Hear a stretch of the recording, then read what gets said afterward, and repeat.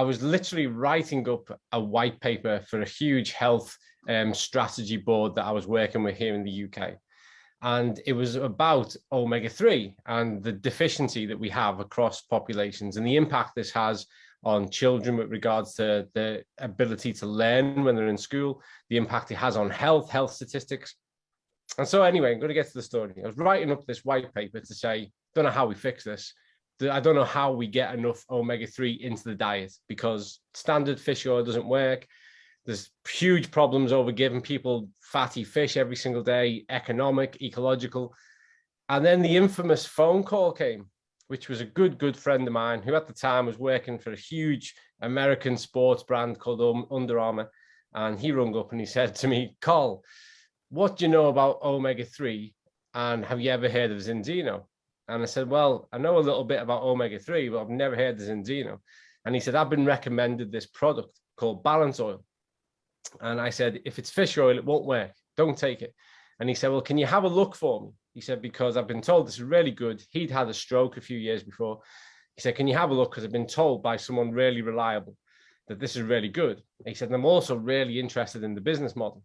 So I said, I have no idea about business, but okay, I'll go and have a look at this product. And little did I know, Carla. I mean, it's almost 2 years. It's 2 years to the month. And I went and had a look and I thought it was going to take me 5 minutes to say, yes, it's a load of rubbish.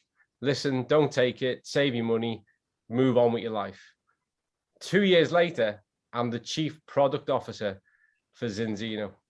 And so there is a rock and roll ride. You go from, 5 minutes, I'll tell you never to bother with this stuff, to being taken on board as the scientific research specialist, to being a member of the scientific strategy group, and now I'm the chief product officer. So yeah, you couldn't write that.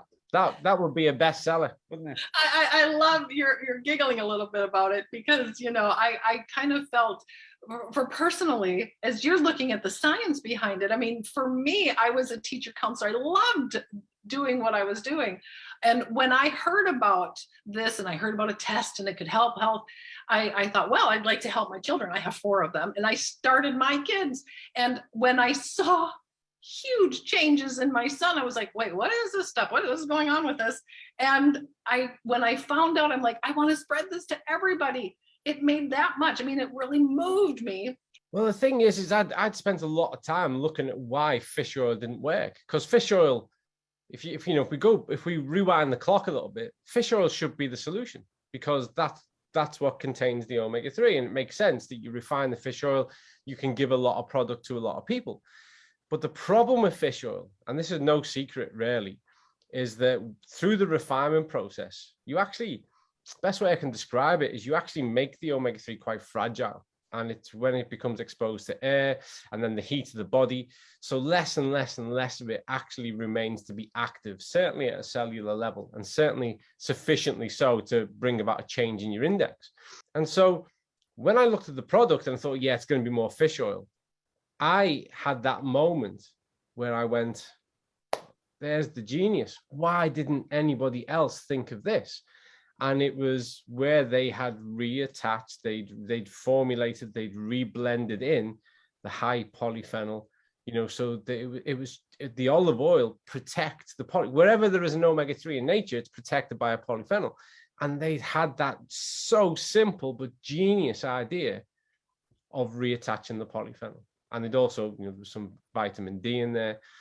And so I had that real moment of going, why didn't I think of this? And I realized how genius it was in simplicity. And then my friend had said to me, oh, there's a test. And I'm the biggest skeptic here. Believe me, I'm a scientist through and through. I don't believe anything unless I can see it and measure it. And they said, there's a test. And I said, of course there's a test. And that'll be a part of the gimmick. They test you, they tell you you're terrible, and then they give you their product and everything's great. So I thought, right, I'll go and have a look where the test is. Now, at the time, I was the lab director for the Queen's Laboratories, which is a lab in Greater Manchester. And so I looked and I saw this is Vitas, Norway. Everybody knows who Vitas is. They're one of the most highly regarded independent GMP certified labs in the world, partnered with Harvard, Oxford, Cambridge, the NHS, Stanford. They work with everyone. So being the cheeky kind of person I am, I thought, well, anybody can say that. So I rung them up. I rung up and I said, I'm on this website called Zinzino. This company is claiming that you independently analyze all of their tests. Is it true? And the person went, yes, they're one of our best customers.